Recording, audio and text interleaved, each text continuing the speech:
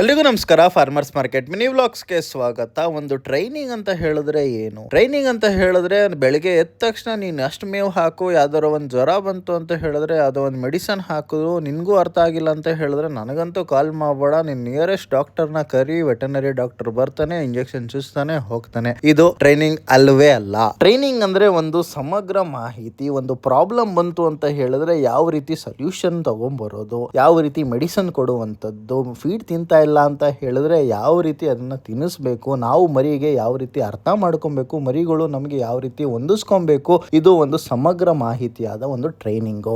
ಬರೀ ಟ್ರೈನಿಂಗ್ ಮಾಡಿ ಕೈ ಬಿಡೋದಲ್ಲ, ಒಂದು ಈಕೋ ಸಿಸ್ಟಮ್. ಮರಿ ಖರೀದಿ ಮಾಡಿದಾಗಿಂದ ಬೈಬ್ಯಾಕ್ ಮಾಡೋ ತನಕನೂ ನಾವು ಜೊತೆಗಿರ್ತೀವಿ. ಯಾರು ಸೋಷಿಯಲ್ ಮೀಡಿಯಾ ನೋಡಿ ದಯವಿಟ್ಟು ಇನ್ಸ್ಪೈರ್ ಆಗಕ್ ಹೋಗ್ಬೇಡಿ. ನಿಮ್ಮಿಂದ ಅವನು ದುಡ್ಡು ಮಾಡ್ಕೊಂತಾನೆ, ಅವನನ್ನ ನಂಬ್ಕೊಂಡು ನೀವು ಯಾವತ್ತೂ ದುಡ್ಡು ಮಾಡಕ್ ಆಗಲ್ಲ. ಅಹಮ್ಮು ಮೂಢನಂಬಿಕೆ ಎರಡೂ ಬಿಟ್ಬಿಡಿ. ದುಡ್ಡು ನೋಡದೆ ಇರೋಷ್ಟು ದುಡ್ಡು ಮಾಡ್ತೀರಾ.